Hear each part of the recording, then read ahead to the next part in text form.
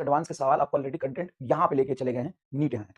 कई बार मुझे ऐसा महसूस होता है कि ऐसा ना हो कि मतलब पेपर बहुत आसान है, लेकिन पेपर अगर बहुत आसान आता है तो भी आप बहुत अच्छा करोगे, क्योंकि हमने बेसिक चीजें बहुत सारी करी है जेई मेन के और नीट के पीवाईक्यू करते हुए चले हैं। तो बहुत आसान चीजों की हमारी प्रैक्टिस पूरी है। अगर पेपर पुराने पैटर्न पे आता है तो भी तुम बहुत अच्छा करोगे। अगर पेपर बहुत मॉडरेट टाइप का आता है, एकदम मीडियम टाइप का आता है, तो भी तुम कर लोगे। अगर टफ आता है तो भी तुम आसान पहले कर लोगे, और जो बहुत टफ होंगे उसको टाइम बचा के सेकंड सेक्शन में देखोगे। पहले बायोलॉजी कर लिया या केमिस्ट्री कर लिया, जैसे तुम करते हो, पहले फिर इसके आसान सवाल कर लिए, फिर तुम जाके क्या करोगे, थोड़े से टफ सवाल करोगे लास्ट में। ठीक है ना? पहले मत अटेम्प्ट करना, क्योंकि टफ सवाल में क्या होगा कि अगर पेपर बहुत मतलब मीडियम और हाई लेवल का आया, तो टफ सवाल में अगर तुम कहीं फंस गए और वहां पे 3-4 सवाल खराब हो गए, तो एक टफ सवाल करने के बाद भी 4 नंबर मिलेंगे, और बहुत आसान सवाल करने के बाद भी आपको 4 नंबर मिलेंगे। और बहुत आसान सवाल आपसे गलत हो सकते हैं। नीट 2025 में बच्चों के साथ यही हुआ। बहुत सारे डिजर्विंग बच्चे थे, पता है क्या हुआ?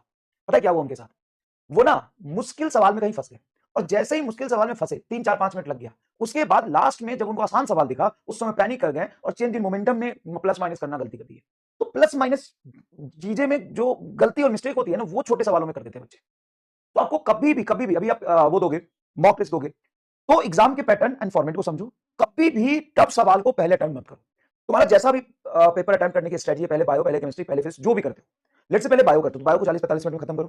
केमिस्ट्री को खत्म करो, बायो में 90 क्वेश्चन है, उसमें से आपको 85-86-87 सही होनी चाहिए। केमिस्ट्री खत्म करो, फिजिक्स में सबसे पहले आसान आसान सवाल निपटाओ, और बहुत जो टफ सवाल आ रहा है उसको सेकंड अटेम्प्ट के लिए रखो। ठीक है? अगर वो टफ सवाल को जो पढ़ने में तुम्हें पता चल जाए, कैलकुलेशन चीजें लेंदी है, उसमें अगर तुमने पहले अपना टाइम खराब कर दिया, यकीन मानो अपने ईगो पे लेके, और तुमको लगा हमने तो बहुत एडवांस का सवाल किया है, तुम कर ले जाएंगे, तो कर ले जाओगे। वहां पे अपनी ईगो सेटिस्फाई करने के लिए थोड़ी ना बैठे हो, तुम वहां पे सेलेक्ट होने के लिए बैठो। सबसे पहले आसान सवाल चूज करके करो, और बाद में जब वो टफ सवाल पे आओ, तो जैसे 4 टफ सवाल है या 5 टफ सवाल है, उसमें से एक चूज करके कर लो।